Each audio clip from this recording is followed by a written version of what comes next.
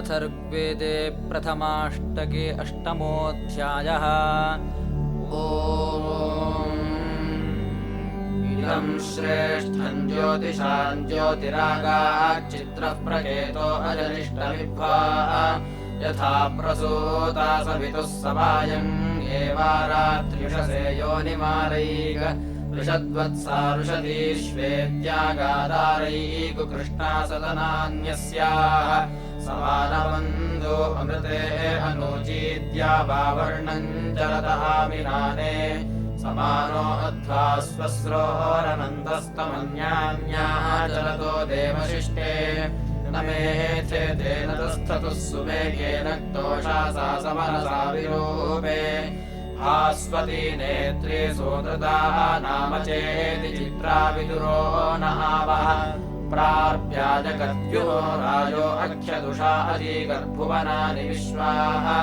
इम्हस्ये चरितवे मघोन्याः भोगय इष्टये राज उत्तम् तब्रह्मस्यभ्य उर्विया विचक्षुषा अजीगर्भुवनानि विश्वाः क्षत्राय त्वम् श्रवसे त्वम् महीया इष्टये त्वमर्थमिव त्वमित्यै विसदृशा जीविताभिप्रचक्ष उषा अजीगर्भुवनानि विश्वाः एषा दिवो दुहिता प्रत्यदर्शिम् युच्छन्ति युवतिः शुक्रवासाः विश्वस्येषा नापार्थिवस्य वस्व उषो अद्येह सुभगेऽव्युच्छ परायतीनामन्वेति पाथ आयतीनाम् रथमा शश्वतीनाम् युच्छन्ति जीवमुदीरयन्त्युषामृतम् कञ्चन बोधयन्ति पुरुषो यदग्निम् सविधे चकर्थवियदावश्चक्षसा सूर्यस्य यन्मानुषान्यक्ष्यमाणाङ्गजीगस्तद्देवेषु चकृषे भद्रमप्नाः कियात्यायत्समया भवाति याव्योषुर्याश्च नूनम् युच्छान् अनुपूर्वाः कृपते वावशाना प्रदीध्या नाजोषमन्याभिरेति ये युष्टेले पूर्वतरामपश्यन् युच्छन्ति मुषसम्मर्त्यासः अस्माभिरोनु प्रतिदक्ष्या भूतो तेजन्ति ये अपरेषु पश्यान् यावयद्वेषादृतपादतेजाः सुम्नावरीः सुहृदाः ईरयन्ति सुमङ्गलीर्बिभ्रती देववीतिमिहाद्योषश्रेष्ठतमाभ्युच्च शश्वत्पुरोषाभ्युवासदेव्यथो अद्येदम् व्यावो मघोनीः अथोऽभ्युच्छादुत्तराङ्मनुद्यो न जरामृता चरति स्वधाभिः या अन्यभिर्दिव आताः स्वद्यौदपकृष्णान्निर्णिदम् देव्यावः प्रबोधयन्त्यरुणेभिरश्वैरोषायाति सुयुजारथेन आवहम् दीपोष्यावार्याणि चित्रम् केतुम् कृणुते चेकिताना ईयुषीणामुपमा शश्वतीनाम् विभातीनाम् प्रथमोषाव्यश्वैत् उदीर्ध्वम् जीवो असुर्न आगादपप्रागात्तम आज्योतिरेति आरैक्पन्थाम् यातवे सूर्यायागन्मयत्र प्रतिरन्त आयुः स्योमना वाच उदीयर्ति वह्निस्तवानो रेभ उषसो विभाति अद्या तदुच्छगृणते मघोऽन्यस्मे आयुर्निदितिः प्रजावत् या गोमतीरुषसः सर्ववीराव्युच्छन्ति दाशुषे मर्त्याय वायोरिव सूनृता नामुदर्केता अश्वदा अश्नवत्सोमसुत्वा माता देवानामदितेरनीकम् यज्ञस्य केतुर्बृहती विभाहि प्रशस्तिकृद्ब्रह्मणेनोऽव्यूच्छानो जने जनय विश्ववारे यच्चित्रमप्र वहन्ति जानाय समानाय भद्रम् तन्नो मित्रो वरुणो मामहन्तामदितिः सिन्धुः पृथिवी उदद्यौः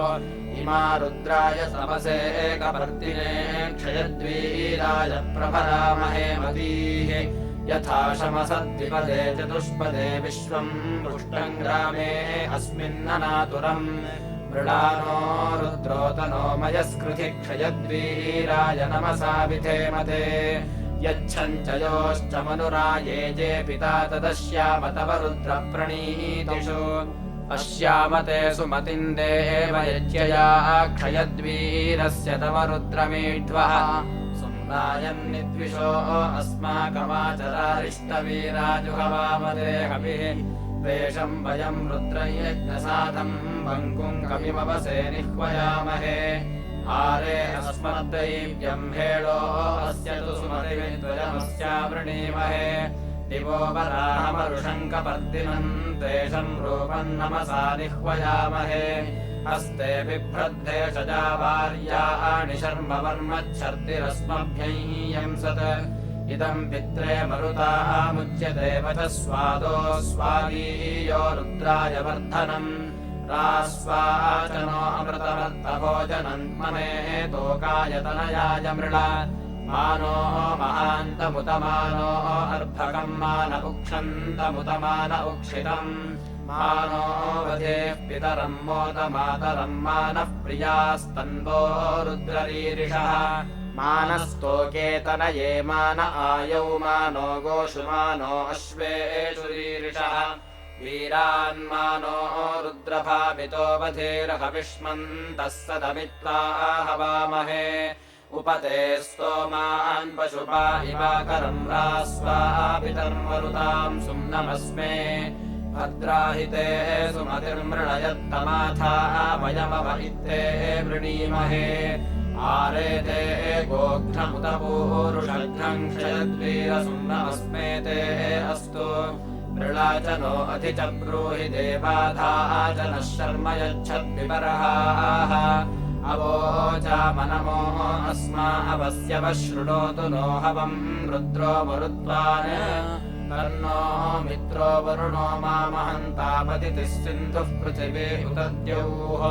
चित्रम् देवानामुदगादनीकम् चक्षुर्मित्रस्य वरुणस्याग्नेः आप्राद्या वा पृथिवी अन्तरिक्षम् सूर्य आत्मा जगतस्तस्थुषश्च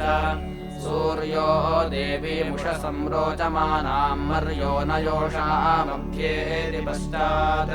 यत्रा नरो देवयन्तो युगानि वितन्वते प्रतिभद्राय भद्रम् भद्रा अश्वा हरितः सूर्यस्य चित्रा एतग्वा अनुवाद्याः सह नमस्यन्तो दिवः पृष्ठमस्थुः परिद्यावाः पृथिवी यान्ति सद्यः तत्सूर्यस्य देवत्तम् तन्महित्तम् मध्याकर्तोर्विततम् सञ्जभार यदेदयुक्तहरितः सधस्थादाद्रात्रीवासस्तनुते सिमस्मै तन्मित्रस्य वरुणस्यापि चक्षे सूर्यो रूपम् कृणुतेद्योरुपस्थे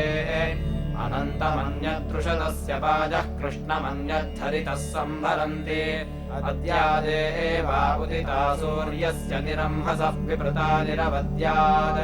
तन्नो मित्रो वरुणो मामहन्तामदितिः सिन्धुः पृथिवी उदद्यौः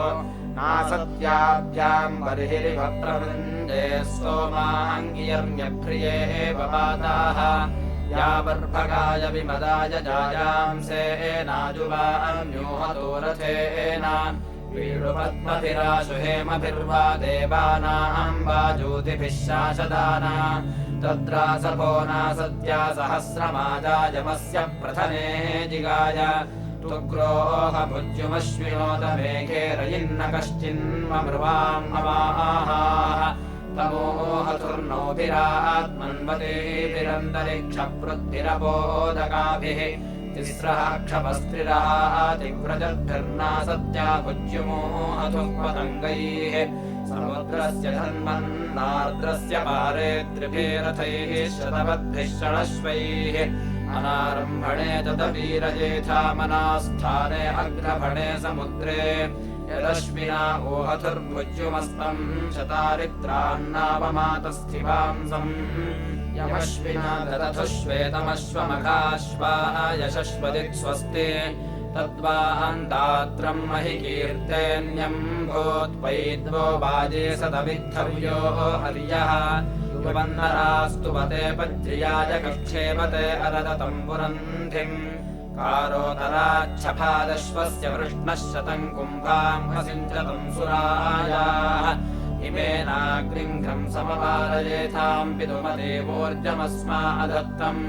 नृपेसे अत्रिमश्विनावनीतमुन्निन्यथुः सर्वगणम् स्वस्ति परावदन्नाः सत्यानुदेधामुच्चाबुद्धम् चक्रतुर्जिह्मवारम् क्षरन्नापो न पाजनाय राजे सहस्राय दृश्यते गोतमस्य युजुर्षो नासत्योतपौरिम् प्रामुञ्चतन्द्रापि विभज्यवानात् प्रातिरतम् च हितस्याजुर्दस्रादित्पतिमकृतम् कनीनाम् तद्वान्नराशंस्यम् राध्यम् चाभिष्टिमन्नाः सत्यावरोधम् यद्विद्वांसाः निधिविवापकोषमुत्तरशतादोपथुर्वन्दनाय तद्वान्नरासनयेदम् स उग्रमाविष्कृणोमि तन्यतुर्न वृष्टिम् तथ्यम् हयन्मर्थाथर्पणो वामश्वस्य शीर्ष्णा प्रयतीमुवाच अजो हवीन्ना सत्याकरावाम् महेयामन् पुरुभुजा पुरन्धिः श्रुतम् गच्छासुरिवध्रिमत्या हिरण्यहस्तमश्विनावदत्तम् आस्नो वृकस्य वर्तिकामभीके युवन्नराना सत्यामुमुक्तम् कुतो कविम् पुरुभुजा युवम् हृपमाणमकृणुतम् विचक्षे चरित्रम् भिरेरिवाच्छेदि पर्णमाजाखेरस्य परितज्ञायाम् सत्यो जङ्घामाजसीम् विश्वराजैधने हिते सर्तवे प्रत्यधत्तम् शतम् मेषाम् नृत्ये चक्षदानवृज्राश्वन्तम् पितान्धम् चकार तस्मा अक्षीणा सत्या विचक्षणा धत्तम् दस्राभिषजामदर्पन् आवाम् रथम् दुहिता सूर्यस्य कार्ष्मे वातिष्ठदर्वता जयन्ती विश्वे देवा अन्नमन्यन्त हृद्भिः समुश्रियाणाः सत्या सचेथे यदया आदम् दिवो दासाय वर्तिर्भरद्वाजायाश्विना हयन्ता रेवदुवाहसजनो रथो वाम् वृषभश्च शिंशुमारश्च युक्ता रयिम् सुक्षत्रम् स्वपत्यमायुः सुवीर्यम् सत्यावहन्ता आजह्नावीम् समनसोपवाजैस्त्रिरन्नो भागम् दधते मयातम्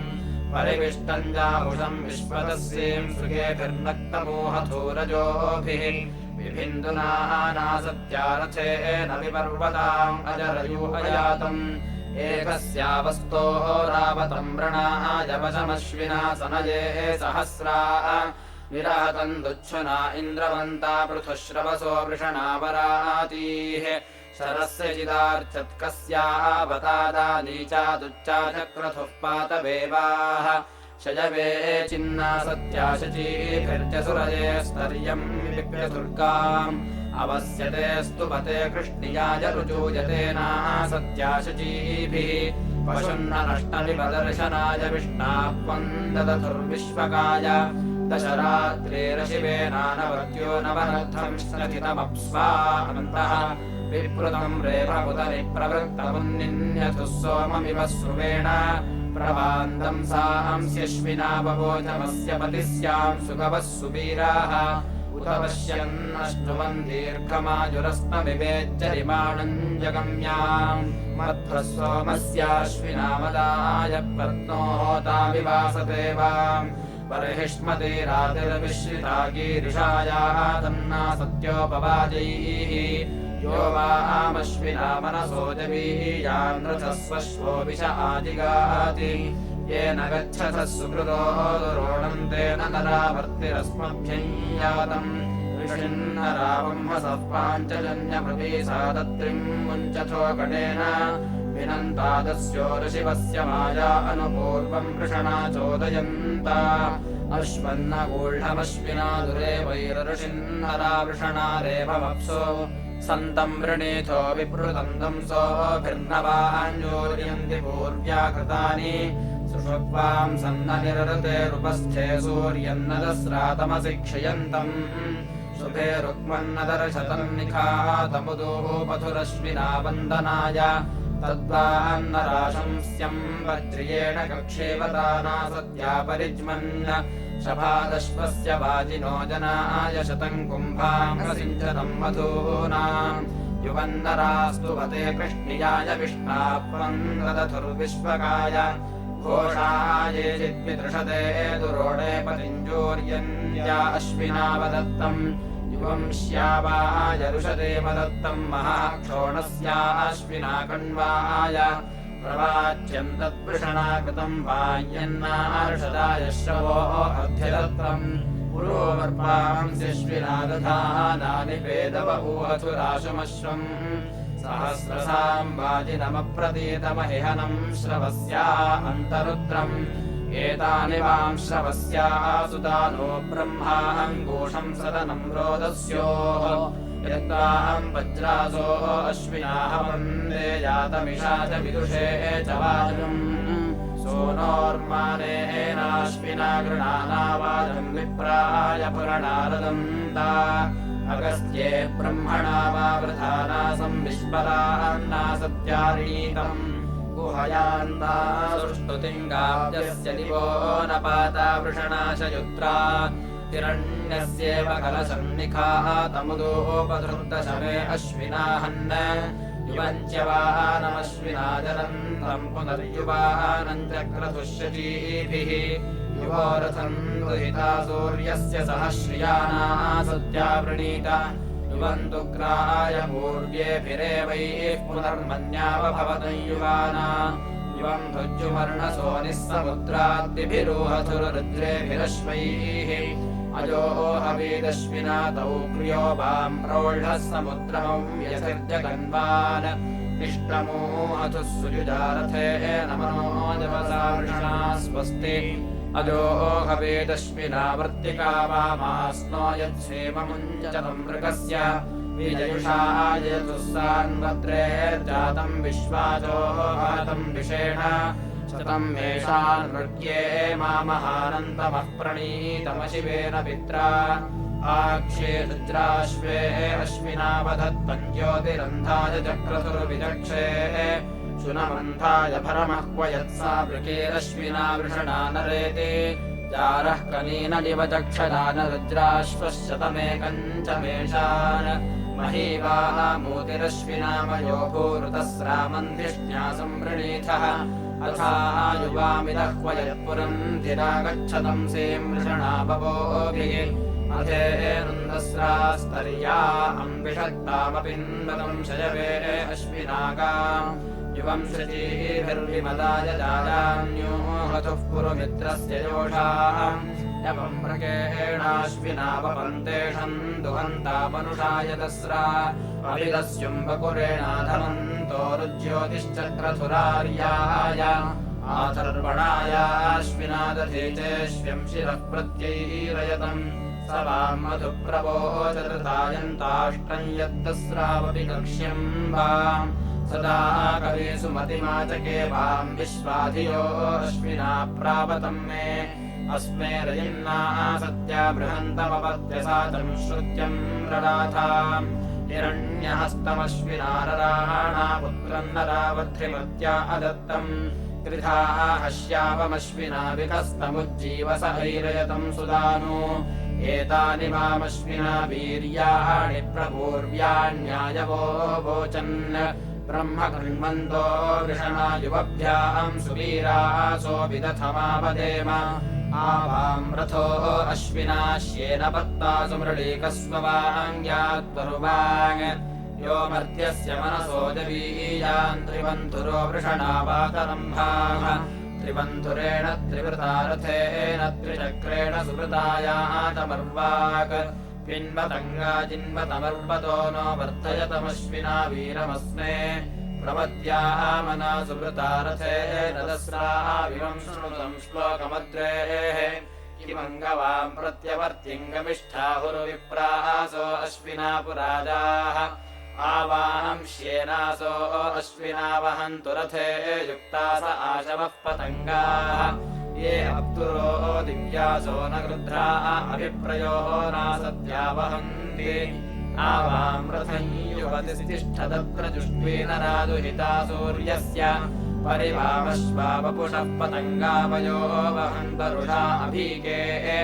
उद्वन्दनमैरतं दंसनाभिरुद्रे बन्धस्रा वृषणा शुचीभिः इष्टोऽग्न्यं पारयधः समुद्रात् पुनश्च वानं चक्रथुर्युवानम् युवमत्र एव नीताय तप्तमूर्जमोमानमश्विनावधत्तम् युवम् कण्वायाभिनिप्ताय चक्षुः प्रत्यधत्तम् सुष्ठुतिम् जुजुषाणा युवम् धेनुम् शयवेनाधिताया पिन्वतमश्विना पूर्व्याय अमुञ्चतम् वर्तिकामम् हसोनिः प्रतिजङ्घाम् विश्वलाया अधत्तम् युवम् श्वेतम् वेदव इन्द्रजोतमहिहनमश्विना दत्तमश्वम् योहोत्रमर्यो अभिभूतिमुग्रम् सहस्रसाम् वृषणम् वीट्वङ्गम्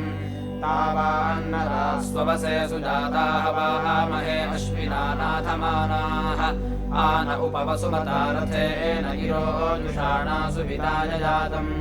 आश्येनस्य जवसा नूतनेनास्मेयान्ना सत्या सजोषाः हवेहि वामश्विना रातहौ यशश्वत्तमायाः उषसो व्युष्टौ आवामृतम् पुरुमायम् मनोजुवम् जीराश्मै यज्ञियम् जीवसे हुवे सहस्रकेतुम् मलिनम् शतप्रसुम् सृष्टिवानम् परिबोधामभिप्रजाः ऊर्ध्वादितिः प्रत्यस्य प्रजामन्यथा यशस्मन् समयन्त आदिशाः स्वदामि कर्मम् प्रतियन्त्यूतय आवामूर्जाने रथमश्विनारुहद संयन्विधः पस्पृथानासो अग्वतशुभे मखा अभिताजाय वोरणे युवोरः प्रवणे चेकिते रथो यदश्विना वहतः सूरिमावरम् युवम् भुज्युम् धुरमाणम् विभिर्गतम् स्वयुक्तिभिर्निवहन्ता पितृभ्यः यासिष्टम् वर्तिरवृषणा विजेन्याहन्दिवो दासाय महि चेति वामवाः युवोरश्विना वपुषे युवायुजम् रथम् वाणीये मधुरस्य शध्यम् आवाहम् पतित्वम् सख्याय जग्मुषीयोषा वृणीतजेन्या युवाम् पतीः युवम् रेभम् परिषूतेरुष्यथो हिमेन कर्मम् परिदत्तमत्रये युवम् शयोरवसम् विप्यतुर्गविप्रदीर्घेण वन्दनस्तार्यायुषा युवम् वन्दनम् निरतम् जरण्यजारथन्नदस्राकरणासमिन्वथः क्षेत्रादाविप्रञ्जनथो विपन्यजा प्रभावत्र विधते दंसनाभुवत् अगच्छतम् कृपमाणम् परावति विदुस्वस्य त्यजसा निबाधितम् स्वर्वतीरित ऊतेर्युवोरः चित्रा अभीगे अभवन्नभिष्टयः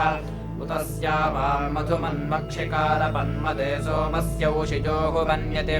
युवन्दतेजो मन आविवासथोथाशिरः प्रतिभामश्व्यम् वदत् युवम् वेदवे पुरुवारमश्विना स्पृथाम् श्वेदन्तरुतारम् दुवस्यथः शर्यैरभिद्युम् प्रदनासु दुष्टरम् चरकृत्यमिन्द्रमिव चर्षणीसहम् कारादत्थोत्राश्विना वाङ्गो बाल्योष उभयोः कथाविधात्यप्रचेताः विद्वांसा विद्दुरः पृच्छेद विद्वानित्थापरो अचेताः नो चिन्नुमर्ते अक्रौ ता विद्वांसाः हवामहे वान्तानो विद्वांसा मन्ववोचेतमद्य प्रार्चन्दयमानो युवाकोः यपृच्छामि वाक्या आनदेवान् वषट्कृतस्याद्भुतस्य दस्रा पादम् च सह्यसो युवम् च रभ्यसो नः प्रयाकोशे भृगवाणेन शोभेयया वाचा यजति वज्रियो वाः प्रैषयुर्न विद्वान् श्रुतङ्गायत्रन्तकवानस्याहम् चिद्धिरिरेभाश्विना वाम् वाक्षेषु भस्पतीदन् युवम् ह्यास्तम् महोरम् युवम् वायम् निरततम् सतम् तानो वसूसु गोपास्यादम् पातन्नो वृकादघायोः मा कस्मै धातमभ्यमित्रिणे नो मा पुत्रा नो गृहेभ्यो धेनवो गुः स्तनाभुजो अशिश्वीः गृहीयन्मित्रथितये युवाकुराये च नो मिमीतम् वाजवत्यै इषे च नो मिमीतम् धेनुमत्यै अश्विनो रसनम् रथमनश्वम् वाजिनीवतोः तेनाहम् भूरि चाकन अयम् स महामातनो ह्याते जनाम् अनो सोमपेयम् सुखो रथाः अथ स्वप्नस्य निर्विदे भुञ्जतश्च रेवताः उपादापस्रिनश्यतः कदित्थानृङ्पात्रम् देवयताम् श्रवद्गिरो अङ्गिरसान्तुरण्यन् प्रयता नड्विष आहर्ण्यस्योरुग्रम् सते अध्वरे यजत्रः स्तम्भेद्धत्यां स तरुणम् वृषाय त्रिभुर्वाजाय द्रविणन्न रोगोः अनुस्वजाम् महिषश्चक्षतौराम् मे नामश्वस्य परिमातरङ्गोः नक्षद्धवमरुणीः पूर्व्यम् रार्तुरो विशामङ्गिरसामनुद्योन तक्षद्वज्रम् नियुतम् तस्तम्भद्याम् चतुष्पदे नर्यायद्विपादे अस्य मदे स्वर्यन्दारतायामीः वृतमुश्रियाणामनीकम् यद्ध प्रसर्गे त्रिटकुम् निवर्तदपद्रुहो मानुषस्य दुरोवः तुभ्यम् पयो यत्पितरावनीताम् राजः सुरेतस्तुरणे पुरण्यो शुचि यत्ते रेक्ष्ण आयजन्त समर्दुघायाः पय उश्रियायाः अथ प्रजज्ञे तरणिर्ममत्तु प्ररोच्यस्या उषसो न सूराः इन्दुर्येभिराष्टस्वेदु हव्यैः स्रुवेण सिञ्चञ्चरणाभिधाम श्रीध्नायत्तनथितिरपस्यात्सूरो अध्वरे परिरोधनागोः यत्थ प्रभासि कृत्याम् अनुद्यो नर्विषे पश्विषे तुराय अष्टामहो दिव आदो हरिः इहत्युम् नासाहमभियोधान उत्सम् हरियत्ते मन्दिनम् दुःक्षन् वृथे घोरभसमद्रिभिर्वादाप्यम् त्वमायसम् प्रतिवर्तयोगो दिवो अस्मानमुपनीतमृभ्वाः उत्साहाय यत्र पुरोहोतमन्वञ्चुष्णमनन्तैः परियासि पदैः पुरा यत्सोरस्तमसो अपीते स्तमत्रिवः फलिकम् हेतिमस्य शुष्णस्य चित्परिहितम् यदोजो दिवस्परि सुग्रथितम् ददादाः अनुत्वा महीपाजसि अचक्रेद्यावाक्षामामदतामिन्द्रकर्मन् त्वम् वृत्रमाशयानम् शिरासु महो वज्रेण सिष्वपो बराहुम् त्वमिन्द्रनर्योयाम् अवोग्रन्निष्ठावातस्य सुयुजो बहिष्ठान् यन्ते एकाभ्यभूषणाः मन्दिनन्ताद्वृत्रहणम् पार्यन्त्रदक्षवज्रम् त्वम् सूरो हरितो रामयो नृन्हरच्चक्रमेत शोनायमिन्द्र प्रास्य पारन्नवतिन्नाव्याः नामपि कर्तमवर्तयो यज्यून् तन्नो अस्या इन्द्रदुर्हणायाः पाहि वज्रिवो दुरितादभीके प्रणोपाजान्रथ्यो अश्वबुद्ध्या निषेयन्ति श्रवसे सूनृतायै मासादे अस्मत्सुमतिर्विदसत्त्वाजप्रमहः समिषो वरन्त आनो भजमघवन्गोश्वर्यो मम्हिष्ठास्ते सथमादस्यामा